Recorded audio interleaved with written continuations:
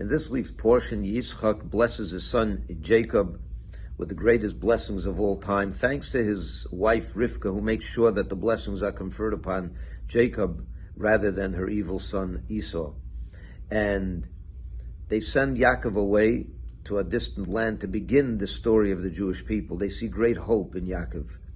He has the blessings, he has a whole future in front of him, and they send him off with tremendous promise. And I'm reminded of this because a week ago I took part in the International Convention of Shluchim. I celebrated together with thousands of other Shluchim from around the world.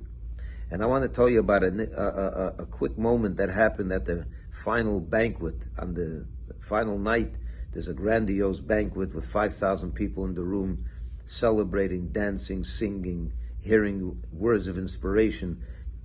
And it was just a fantastic evening. And there was an elderly fellow.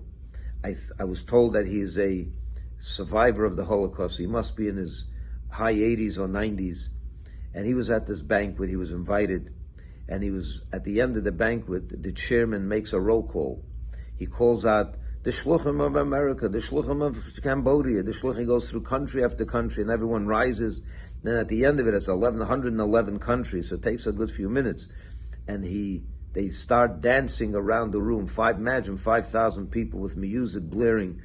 And this Jew is looking at these 5,000 Shluchim dancing, that there was no tomorrow. He saw the whole hope of the Jewish people in front of him. He saw what Yitzchak and Rivka saw in Jacob. He saw in the 5,000 Shluchim, because he knew that the next day they were all going back to their distant lands to continue building Judaism. And he saw the Rebbe's power. He saw the power of these blessings that every Shliach got from the Rebbe before they went out, like Yaakov received before he went out. He received those glorious blessings from Yitzchak. So this is really a mirror image of this week's Torah portion. And this man, when he saw this, he started crying, and he was moving his hands and his cane. He was an elderly fellow, and he just couldn't contain his emotions. And it's a beautiful video to watch, and I'm going to attach it here so you can all see it for yourself. It was a moment that tells the story of the Jewish people.